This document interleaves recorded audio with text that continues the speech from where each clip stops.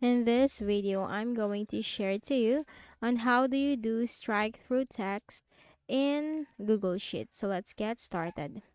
Okay, so we just need to open our Google Sheets first.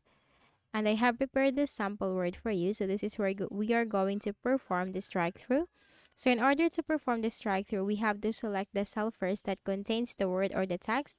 So click on the cell, and then we just need to look at our keyboard and press Alt plus Shift plus 5 key together. Okay, it's Alt plus Shift plus 5, and that's it. You have now performed the strike through. And if you want to undo it, simply press again Alt plus Shift plus 5. Okay, so it's Alt plus Shift key plus 5. So, I hope this video helped you. Kindly please do not forget to hit the like button and subscribe to this YouTube channel for more tutorials like this. Thank you for watching.